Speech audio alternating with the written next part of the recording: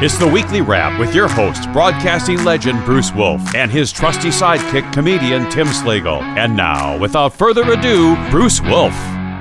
Bruce Wolf, Tim Slagle on the Weekly Wrap, and now my favorite part of the show, wherein I guess what's in Tim's background. I'm going to guess, Tim, that it's Taylor Swift singing the third stanza of the national anthem, which to some people alludes to the virtues of slavery, and this could be a real big turnoff if she opens up the Super Bowl with that. Am I right about that? Well, I didn't hear about that, but no. As we all know, is that the mayor of Chicago just declared a ceasefire in Gaza. Yeah. So I'm here in Palestine waiting for the celebration to begin. And Joe Biden actually decided to visit East Palestine a year after, right? Maybe thought he was going like Columbus, finding a new route to the Middle East or something. Wait a minute. Yes. There's an East Palestine. Uh-oh. There you go. Move over. Oh no! What a mistake! How did that happen? How do you like that? Well, the president made the same mistake I did, so sure. Here we go. Look, who knows? You could be the tiebreaker between Trump and what's his face. Speaking of Taylor Swift, I saw this guy. There's a lot of reaction to the reaction. The so-called PSYOP operation, and I'm thinking that even my good friend Tim Foyle Slagle doesn't believe that this is all part of a government plot. But I don't know. You might believe that. You see, yeah. I don't think anyone is. I think that that's another one. I think that there's a department somewhere in the CIA, FBI, somewhere in the government, and what they do is they concoct these ridiculous stories, knowing that some people will believe them and circulate them, so that when real things happen, they're diminished. Yeah. So anyway, there's this guy Colin Cowherd who does sports talk shows on TV and radio in the middle of the day. And he was talking about how it's just these weird, lonely, insecure men who are revolting against Taylor Swift and Travis Kelce. And I'm thinking to myself, it's the weird, lonely, and insecure men who watch Colin Cowherd in the middle of the day sports talk. Unemployed, I might add. Oh my goodness. Anyway. Well, I don't see any objection to Taylor Swift. To me, though, that whole thing seems like a fabricated conspiracy, and the idea that the people who don't want to look at Taylor Swift are the same people that support Trump. I don't even know where that comes from. Well, it is. It's like the Jack Posobiec or whatever. I mean, there is this whole. In today's day and age with social media, you can get a few million people to do almost anything except, listen to this podcast. But the so the problem is it has been ginned up because Taylor Swift voted for Biden, and Travis Kelce believes in sex outside of marriage. No, whatever. I will say though that anybody who looks at Taylor Swift as for advice on who to vote for has no business voting. I'm in favor of literacy tests, as you well know. And a poll tax. I don't want literacy tests. I talked to a guy who actually worked for the FEC, and he said this would be totally legal. Is what we do is we come up with some marvelous prizes and tell people if they register, get a ballot, and can show it prove that they didn't vote after Election Day, that we'll give them a Taylor Swift CD or Taylor Swift merch. And so in other words, it's the opposite of the usual, walking around money that candidates have all the time. Exactly. They pass out on election day. Exactly. Packs of cigarettes and everything. The anti-vote. Yeah, I love prove that. You didn't vote money, and just stupid prizes like what they sell on the late night shopping networks. Just look, I would do it for like a Lucy. Cut just a couple of cigarettes. Not even for. No. So hey, there are some jurisdictions that I think are want to authorize migrants, as they're now called, to vote in some localities. I guess that's legal anyway. But I wanted to give. Well, that's what they're here for, isn't it? Well, I would think so. The great replacement theory. But Greg Abbott, as Rich Lowry illustrates in a piece in National Review Online, this guy is a PR marketing genius. He shouldn't be wasting his time on the migrant crisis. Look what he's done.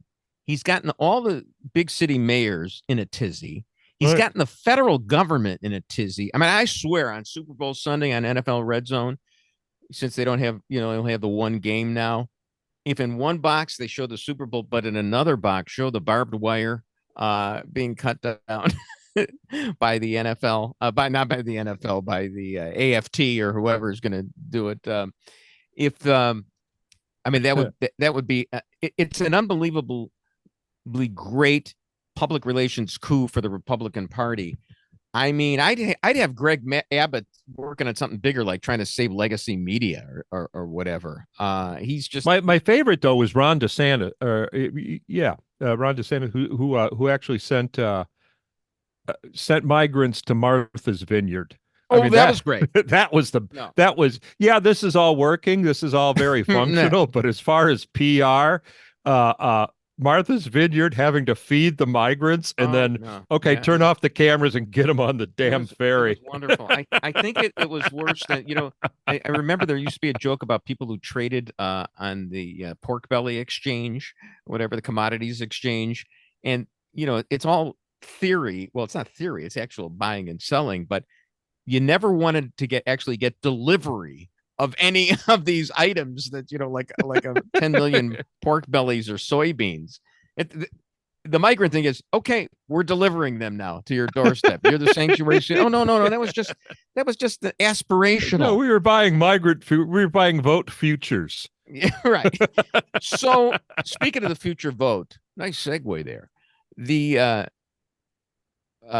polls are mixed. I mean, I was heartened by the Bloomberg poll, other polls that showed Trump was actually leading outside the margin of error in the swing states. But then there was this Quinnipiac poll that shows Biden leads nationally. And I understand that's a national poll. There's a Franklin and Marshall poll that shows that Biden is leading in Pennsylvania now. On the other hand, there's a CNN poll that showed that Trump was leading. Henry Olson, the longtime political election prognosticator, says that there's greater GOP identification than there has been in, at least a generation. So that's a pretty good sign. And it's a bad thing if Biden thinks all he has to do is electrify the base, because he really needs those independents who seem to be drifting away from him. Tim, are you sanguine about the prospects as we talk here at the beginning of February, or what? Well, what I like to look at, like to look at the betting odds. And, right, exactly. Because when people actually have money in the game, they tend to be more. It tends to make them more honest. Because I think a lot of people are telling the pollsters, "I ain't going to vote for Trump." Right. So in other words, if you put your Taylor Swift CD where your mouth is, all right, I get it. So tell me, what are the betting odds now? Have you looked at them? Trump is up over Biden by about $12. Oh, okay. There you go. You go right there. It's Trump 43, Biden 8. I was almost dead on 11. And it's what I like. My favorite is if you look at Michelle Obama, she is. I told a buddy of mine that you should have bought Obama at 4 because she's at 8 now. Oh, and, I still think that's a buy. I still think that you can. Because some of these allow you to buy and sell shares of the I understand. And is Fetterman anywhere on there? I mean, I'm telling you, Fetterman is the guy. He could get a whole swath of the electorate that never had coalesced. He because I might vote for him, for Israel alone, and also, I like to see guys who've had strokes get a chance to be back in the arena, and guys who agree to finally put a sports jacket on or a suit on. He's had more strokes than your last golf game. Actually, I finished off the season pretty well, buddy. I birdied the last hole, and I'm carrying that into next year. All right, very quickly, let's solve the Middle East problems right now. Should we take out some Iranian assets They don't have to be actually in Iran, but it's got to be like we got to knock off a few members of the Revolutionary Guard. We got to do that, otherwise we're not really serious. Should we do that? I don't get the why they can't be in Iran. Me neither. I just don't understand we got bunker busters, and I know we know where their nuclear labs are. And you know who would be in favor of us doing that? The Iranians would like us to do that.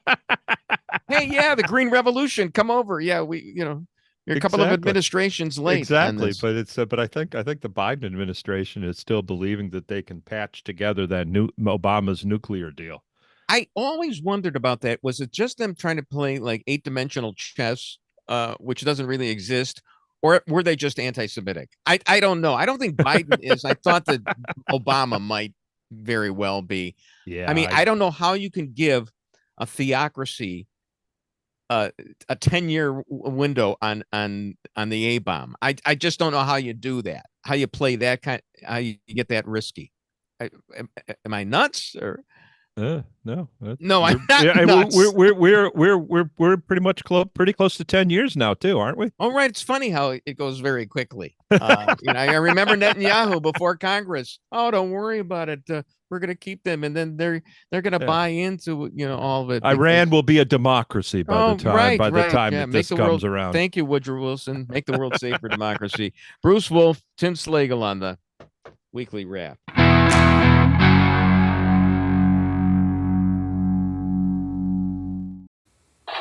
You said you want to do great things with this $83 million settlement. Give us an idea about that. Don't want to waste money. Well, I do have an idea. I'd like to give the money to something Donald Trump hates. If it will cause him pain for me to give money to certain things, that's my intent. Well, perhaps a fund for the women who have been sexually assaulted by Donald Trump. Bruce Wolf, Tim Slagle on the Weekly Wrap. See, this is why I'd have a difficulty working for my old station, Channel 32, and I love them. But, if I were doing the report, it would be, and these effing dumb kids who couldn't tell you which river and which sea are how dumb is it that walking out of the school with the teacher's approval? I mean, oh, right. Well, yes. It reminds me when I was a freshman at Northwestern. It just took this course called Lunchtime Lit with Bergen Evans. Bergen Evans had been like famous on TV with being like an advisor on the $64,000 question or whatever. I mean, this guy knew literature, and he had like 600 kids in the college students in his classroom in the Tech Auditorium. It was affectionately referred to as Lunchtime Lit. But he was talking about the year before, which would have been 1970, when everybody walked out over the Vietnam War, and he gave all the kids zeros on their exams, and they protested it because you're supposed to be able to protest without a price. And he says, no, be heroes. You're going to get your zeros. That's right. And that's how heroes these kids get zeros. No, these kids, and they were walking out of like Walter Payton Prep. They're walking out, and I'm thinking to myself, this is like Walter Payton having had his career in touch football. I mean, take a little punishment. Unfreaking believable. Yeah, but I noticed that JB Pritzker. So we're gonna light these cigarettes on fire to protest what's going on in the Gaza Strip right now. Right. Anyway, Pritzker supposedly didn't like the city council resolution. Mayor Johnson broke the tie. I was surprised it was even a tie. It was like a 23-23 tie on a ceasefire resolution. Like, I mean, where the city of Chicago has the standing to have a resolution even on what should go on in Gaza. I didn't know. Maybe Gaza is our sister city. I don't know. But so Pritzker came out against it. However, I couldn't read the story because it came across my email, a bulletin from the Chicago Tribune. And as we're recording this today is the one-day strike that the Chicago Tribune workers have called, and I am honoring the electronic picket line because Stacy St. Clair wrote a few good stories about the trial in Wisconsin. Who's that kid that we loved, and now his name escapes me, who carried the gun? Oh, Rittenhouse. Right? Huh? Rittenhouse. Yeah. Rittenhouse. Yeah. So who's that kid? Anyway, so I decided, even though I think the Tribune's kind of a lefty newspaper nowadays, and and they're not very persuasive in how they're arguing. They're unfair to minorities. And what I love is that you got Alden Capital, this venture capitalist firm, which has turned the paper woke. All of a sudden, it's like Michael Moore when his workers came and Michael Moored him, Roger and Mead him. Anyway, I wonder about Pritzker though, because Pritzker's totally left on everything except Israel. What I mean, there's some sort of Jew exception, Governor Pritzker. I think you might want to rethink your. I think there's some Hyatt properties in Tel Aviv. I think there's some Hyatt properties in Tel Aviv. Yeah, there. I think that could be That's right. So it was funny. I'm sure revenue has been down at the Tel Aviv Hyatt. Oh well, yeah. There's no tourism right now. I don't know. I don't know how good it is right now. Probably. What's interesting is that the mayor's a principal. So it's like the mayor is actually supporting the school walkout in effect. Well, it's like who was that guy? What's the deal with these? The guy that pulled the fire alarm? The congressman was also a principal. It's like. Do you remember John Corzine, the New Jersey governor, who was when he was running for re-election, he said to the teachers union, and we're going to get a great contract. And he failing to realize that he was supposed to be on the other side because he's supposed to be the one negotiating the deal. Anyway, so let's turn our attention to Ozempic, the wonder drug. Oh man, is there nothing it can't do? Nothing it can't do. Now they're talking about it as being a cure for Alzheimer's, possibly because it reduces inflammation. So I mean, you got weight, Alzheimer's. If it could take my golf handicap down to a 9, so I don't get insulted by you about my golf score. I mean, that's gonna be fantastic. Ozempic. Yeah, man, I got a lot of those. Yeah. What I mean, you buy this that it might. I have heard I've sseen reports that the loss in body weight is because of loss of muscle mass. You take a little bit of the inability to to walk or to put food in your mouth by yourself. But look how good she looks in a bathing suit. Yeah, right. Nothing but Sure, she's bedridden, but nothing like remember the Austin Powers movies when Fat Bastard lost all his weight, and it was just like these folds and folds of skin draped on him. All right, well, yeah, well, there's a little fine tuning that has to be done with the Ozempic. Meantime, so Eric Swalwell, that's a Swallow. I used to do a character. That's a Tom Brokaw. That's a Tom Brokaw name. Well, I used to do this character Chet Chit Chat, and I would say names like Swalwell, and I go Swallow after that and gulp. But he unbelievable. Eric Swalwell, this lefty, and you think he'd be on the side of the carjackers? No. He had a tweet. My wife and I play these scenarios over in our head all the time. We've practiced going out through the back seat to get our kids out of the car if we are carjacked. This is not normal. Soft on violent crime prosecutors are letting too many dangerous people threaten our kids. Well, who put him in office? I mean, you're the guys. I mean, you don't get much lefter than Eric Swalwell. Well, of course he's going to practice a quick escapes because you got to remember this is the congressman that dated a Bond villain. Yeah, what was her name again? Fang. You can't get any more. You can't get any more Bond villain of a name than that. Yes, I think Pushy is a great name, but Fang, you're dead. I like that one. Yes. Okay. I thought, remember, every week I think that I'm being bamboozled by Twitter. I thought this was a fake tweet. It was about this new law. Thank you, Fang. This new law, this bill that's been proposed by an Illinois legislator saying that the police should not issue tickets for anyone going up to 25 miles an hour over the speed limit, and don't issue tickets for bad headlights or things like that. I I couldn't believe it. I thought it was a fake. I have never seen anyone pulled over for doing more than 25 on the Dan Ryan or Lakeshore Drive. I have to say, when I saw this came from the Lake and McHenry County scanner, I thought it was like, one of those Dan Proft fake newspapers, which have the truth from oftentimes. But it says an Illinois lawmaker has introduced a bill that would prohibit police from pulling over drivers who speed up to 25 miles an hour over the limit and commit other traffic infractions. So say you're a carjacker, but you're going only 75 miles an hour on the Ike, and then you rob a Target of only $999 in merchandise. What do you get elected mayor of Chicago? I mean, how does that work? I think that a carjacker could take my car and be under the $950 limit. There you go. It's a total. Yeah. So, oh man. All right, Tim, we got some time here. I promised last week. I actually read over the item. I got to tell you, I didn't find it as persuasive as you did, but basically, you have this bit of news. I don't know that it was persuasive, but it is interesting. And what is that interesting bit of news? Okay, it's CISA. Is that correct? It's I don't have. I can't remember now. CISA, yeah. And what they did. This is the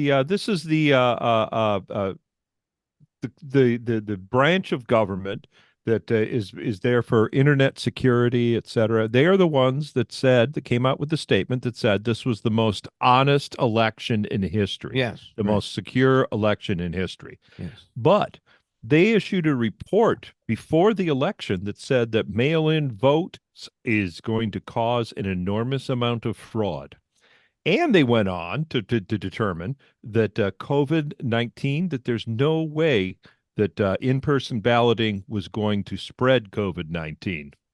And further, they worked with social media platforms after the election to make sure that no one posted any information about election fraud. So, all right, my response is, Tim, you insolent slut. So I don't really think that says that much. I mean, it doesn't really point to any fraud. Here's the thing. A lot of our argument, and there's a reasonable suspicion. How the hell did Biden get 81 million votes when Obama got 60 something or whatever? But even if there were, and when Trump encroached on the minority vote, that's normally Democrat. Yeah, I understand, but here's the problem. I mean, you could just do the math, and I know we don't have math on this show, but it's the if you've got like 10 million or more votes that are in question, where's the individual ballots that add up to 10 million? They weren't able to find them. That's a lot. I mean, it'd be one thing if the argument was, this whole election. Let me just finish. Okay. If the election had been about, and it was about like 40,000 votes total over several states, and you just wanted to look at those, ballots in those states. All right, that's one thing. But you're saying that there's like, if you're looking at the circumstantial argument that, oh no, it had to be like 10 million because how could Biden get that many? Well, where are the 10 million fraudulent ballots? And we weren't able to find them. Well, according to a Rasmussen poll, 20% of all mail-in voters admitted to fraud. So there you go. There it is. Right. There it is. Rely on that one. All right, you win. At Bruce Wolf, Tim Slagle on the Weekly Wrap.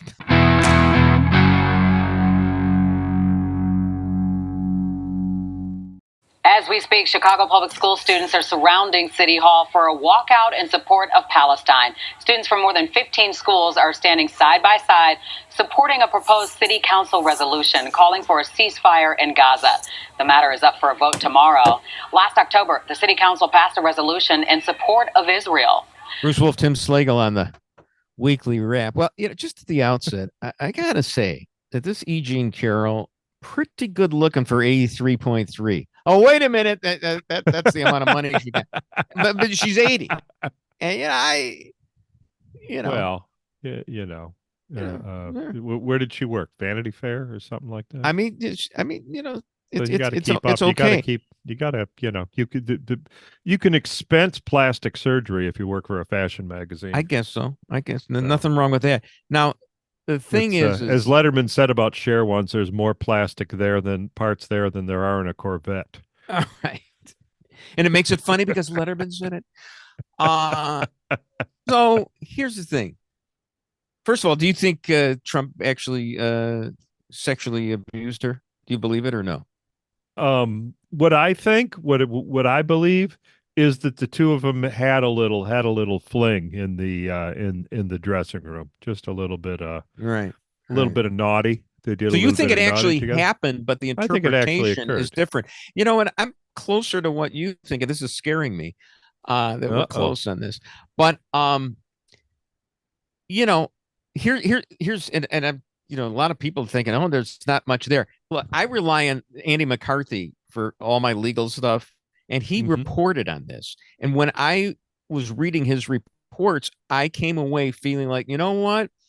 Standard being more likely than not, and as opposed to reasonable doubt, I could see finding Trump liable here. Then I'm reading Andy McCarthy the other day, and he writes in reaction to all the stuff that just happened that her case was underwhelming. So I mean, Andy, your reporting led me to believe the opposite of what you concluded. But okay, fine. I think that and there's all kinds of problems with that she didn't. Well, remember the fact that she said this is the dress I wore on that date. Right, she had the wrong dress. It was no, it was the right dress, but it was the wrong date. So she didn't even remember what had happened. Well, here's the thing. I mean, if you're going to believe that there was something in there, you can't really rely on wrong dresses and things like that. And the fact that she kept going back to the Bloomingdale's or wherever it was, which you don't. No, I'm saying that there was no. I'm saying there was no trauma. If a traumatic event happens, you pretty much know that you know the year. I can tell you. Well, I mean, if you are fooling around with Donald Trump, don't you remember the year too? I would want to forget that. So, okay. All right, let's split the difference. I would want to pretend it never happened. I would say there is unless I got fired and needed some money, needed a quick 83 mil. Determining whether you actually remember a date and saying that you would remember it if you were sexually abused, but wouldn't remember it if it was just a fling with Donald Trump. I mean, I'd say there's really not and I got to be careful on this one because we're PG. There's not a rat hair's worth of difference on that. Notice I said rat. Okay. Oh, but anyway, she remembered the dress she wore. Okay. Because, it was kind of like she would look at that dress and chuckle. But you think something happened in there. So, I mean, I got you in that closet with her or whatever it was, dressing room. Here's the thing. I think part of what persuaded me was she did tell a couple of friends contemporaneously. And there was also what was called this propensity evidence, where they had women who didn't really have any, monetary interest in anything come in and say that they had been groped by Trump. It seems like he does that kind of thing. Now, does it lead? Was what he did with Jean Carroll just a little groping and didn't go a little further than that, and then it was consensual? Okay, well, that's where the rubber, which wasn't worn at the time, meets the road. But okay, so and I think all right. I think I don't know. All right. Moving on. I'm satisfied with it. I don't know. Do you think it's going to have an effect on the election? I think it's already been baked in. Yeah. There's what that has to. Now, speaking of the election, Elon Musk said that he thinks that although it might affect him. It's I mean, does he have to put that money in escrow? Does he have to put that 83 million in escrow? Now he's appealing. But does it have to be put in escrow upon appeal? I don't know exactly what has to be done. And then he's got that other New York case where it was like 250 million. Right. Does that have to be put in escrow? Yeah, I mean, you can actually, even though there's no, that he might win these on appeal, right. There's a really good chance that he's not going to be liquid. Right, because supposedly he has like $400 million, and I mean that's what I've heard. But if he has to come up with this, and then there's the other plus the legal bills judgment, okay, come on. I don't know how much those small donations can contribute to this, but apparently he's getting an appellate lawyer different from Alina Hubba Hubba. who we talked about at length and width over the last few weeks, which, by the way, and people are saying, oh, that shows that she was incompetent. Well, I mean, she may very well have been incompetent, but a lot of times people use different attorneys, because appellate work is a specialty unto itself. But in any event, Elon Musk says that Election Day should be a national holiday. And I think it should be on Super Bowl Monday, the day after the Super Bowl. And that's when we should have the election. Do you agree with either one of those statements? Well, I'm like I said earlier, wanting to offer prizes for people for unused ballots. I think we've made voting too easy. Well, I agree. My hero, William F. Buckley, I mean, this is a couple of generations ago. He was saying that we should try to discourage people from voting. At that time, I mean, I remember when it was the question was whether an 18-year-old should vote. And the argument then was, well, if you're old enough to die in Vietnam, then you're old enough to vote. And he said, well, you've just stopped eating popsicles. You don't know anything. Just because you're physically able to, just because you're physically able to die for your country. Let the record show that I am sticking out my tongue like a lizard as well, for those of you just listening. So, here's the thing. It's the, what is it? The second Tuesday, or the first Tuesday after the second Sunday in November, or something like that. The first Tuesday after the first Monday, Sunday in November. Okay. First Monday. The reason why is that you wanted to make sure all the crops were in. Yeah. Before you, and B, wanted to give you a full day travel time after church. Think about that. If you had to travel a day, and so it was 2 days round trip just to vote. Yes, that was better. That was you had to really care if you wanted to. Well, nowadays, an instant gratification, and I mean, that's never going to happen, because it's more likely we're going to go in the other direction, and it's going to be like voting during halftime of the Super Bowl. Yeah. I'll give the holiday, okay, provided that's the day. No more mail-in, no more early voting, nothing. That you have to vote on that day. One day, paper ballots, showing ID in order to get in, and you get your finger inked on the way out. How about this?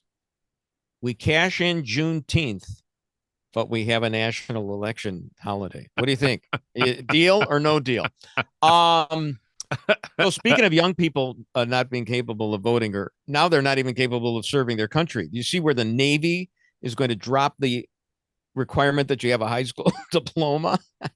I mean, so I'm thinking at this point, WGN. The armed forces, it was pretty much an alternative to high school, I think, for a lot. I mean, back in the day. Point.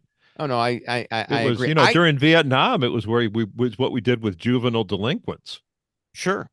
Which I think was, I kind of liked that idea. Was Lieutenant Kelce a juvenile delinquent before he entered My Lai? I'm not sure. So the I think you like shooting guns, gangsters. You like shooting on the streets of shit. Hey, look at the guns we're gonna give you. Well, the argument back then was, and I think Jesse Jackson and others were making it, and while black boys die in Vietnam, but in the truth, of course, is that they did not die in any greater percentage, in their proportion of the population than whites did. But it was a nice myth. Anyway, as far as the Navy goes, how about this requirement that you do have to know all the words to the Village People song in the Navy? You have to be able to sing that. Just show some literacy competence. I hate to say this, but I think a lot of guys who signed up for the Navy could. Yeah, not only that, I think they would also they would get advanced to from ensign to admiral status if they could sing and dance to "There's Nothing Like a Dame." Which nothing in the world. Oh, yes. Who's more of a man than anybody in the Navy was Amelia Earhart, right? And did you hear that they may have found her plane for the I heard that. umpteenth time in history. But this one, if you've seen the sonogram or whatever it is that they use to detect it, it looks like her plane. Yeah, I mean, now, it definitely before it just looked like plane parts, but this actually looks like her plane. Don't disabuse me of this notion. Is it possible that she was preserved in the depths of the sea in a cryogenic state, Absolutely. such that Taylor Swift, when she flies back from Japan to go to the Super Bowl, can stop off and pick up Amelia Earhart and bring her to the Super Bowl? I mean, would that would be better than a smooch from Travis Kelce even. How about Amelia Earhart at the Super Bowl? Woo! Wouldn't that be something? And Amelia Earhart does a flyover before the Super Bowl instead of the F-16 jets. What do you think of that? I don't know. She wasn't flying it so straight last time. Yeah, well, all right. She's had a lot of time to think about it. Bruce Wolf and Tim Slagle on the Weekly Wrap.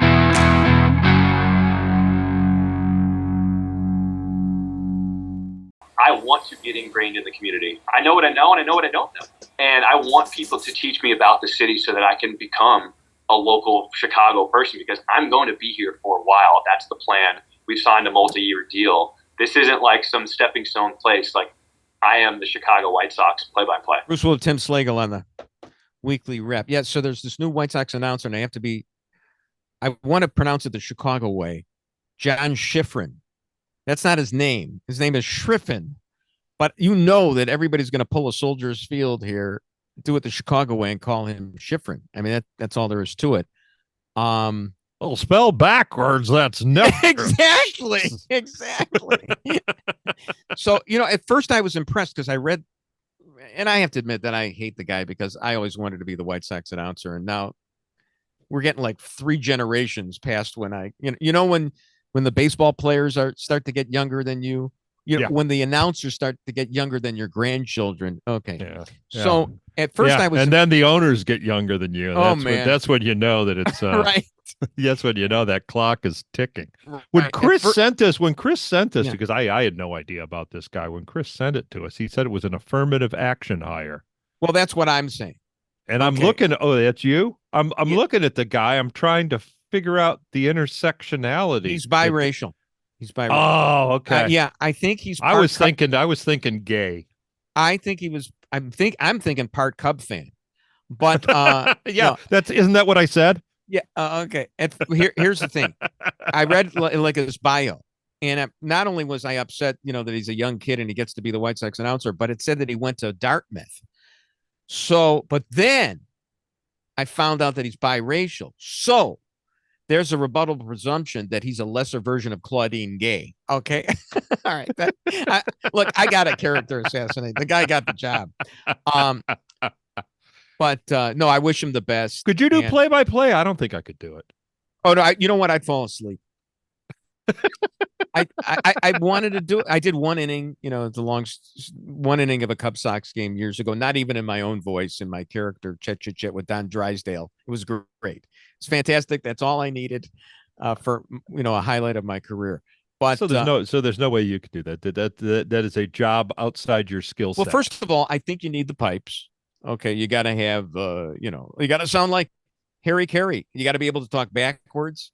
You got to, yeah. It's, it's not really the pipes, because you don't have really Garrison Keillor calling the game. You don't have the. Some of them, some There's of them like that. Swing and a miss. Yeah. No, they don't have that. It's you got to have kind of a character voice. It's more of a character voice. It's okay. Mel Blanc would have been a great play-by-play announcer. Can you imagine? And then he would have kept everybody's interest by just doing everybody. He could have been the announcer.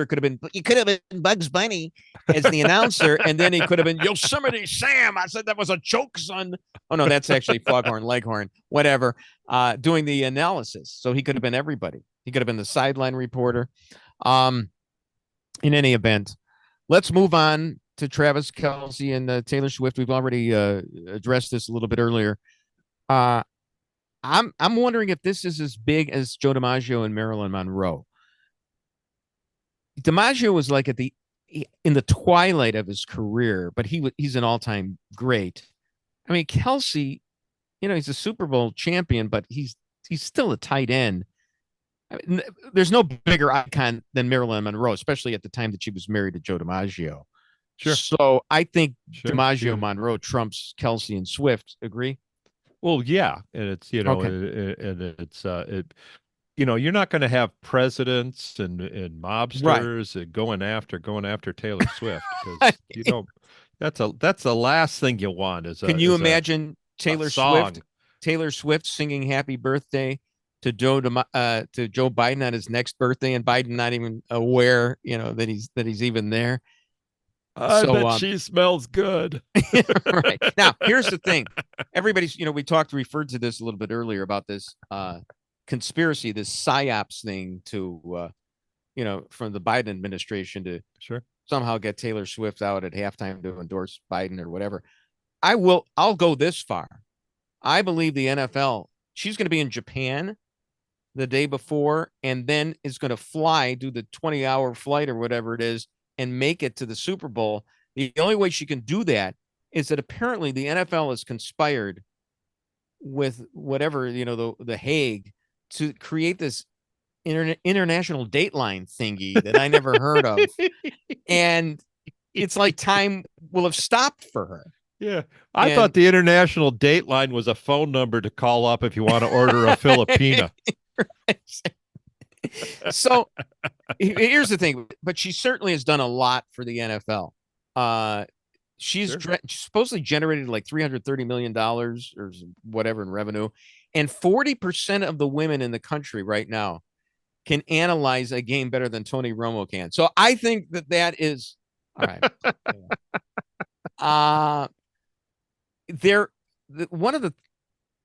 Here's the problem. I don't believe in, these PSYOPs things, but it is partially fake. There's these, come on, it's an internationally renowned singer, an athlete. Sure. They're being thrown together. It's, she's been able to sell out more stadiums than a lot of the NFL teams this year. I'll believe that it's genuine romance, once, we're watching their grandchildren parade. But now, or a song after the breakup. Right, because she does do that kind of thing. And then some people were saying, "Oh, you NFL fans are crazy. She's only on for about 44 seconds. They timed this for all the shots of her." All right, but here's the problem.